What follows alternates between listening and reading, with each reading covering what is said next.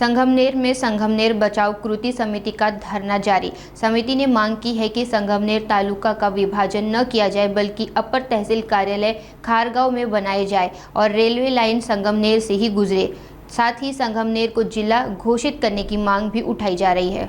आंदोलनकारियों का कहना है कि आरशी में अपर तहसील कार्यालय की ज़रूरत नहीं है और सरकार को जनता की वास्तविक मांगों पर ध्यान देना चाहिए। इसको लेकर संगमनेर प्राप्त कार्यालय के सामने प्रदर्शन किया जा रहा है। अब प्रशासन की प्रतिक्रिया का इंतजार है।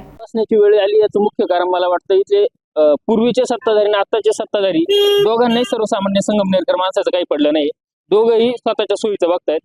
आश्वीला अप्पर तहसील कार्यालय करण्यात कदाचित विखे साहेबांची काही सोय असेल तर ते कळत नाही आणि संगमनेर बचाव कृती समितीच्या माध्यमातून संगमनेर तालुक्यातले नागरिक एकत्र येत आहेत।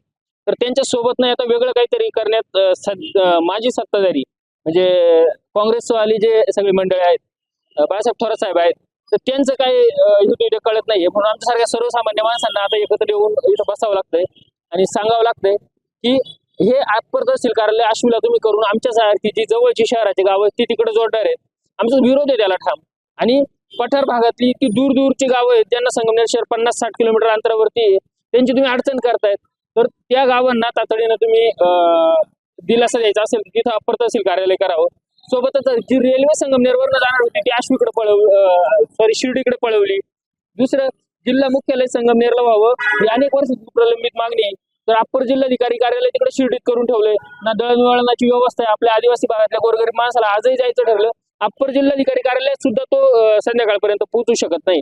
इतकी सगळी वाईट अवस्था आहे। विद्यमान आमदार धडधडीत खोटं बोलतायत की आम्ही थांबवलं। तोंडी बोलण्याला काय किंमत आहे? आज तुम्ही आमदार उद्या तुम्ही नसले तुमच्या थांबवल्याला काय किंमत आहे? तर त्यामुळं कागदावरती ते आलं पाहिजे जर थांबलंय तर। आणि ते थांबणं ही मागणीच नाही आमची। खरं तर आश्वी थांबणं ही मागणी नाही आमची। मागणी ही आहे की अप्पर तहसील कार्यालय जे करायचंय ते पठार भागात सर्व लोकांच्या सोयीसाठी त्या पठार भागातल्या लोकांच्या सहमतीनं तिथं झालं पाहिजे।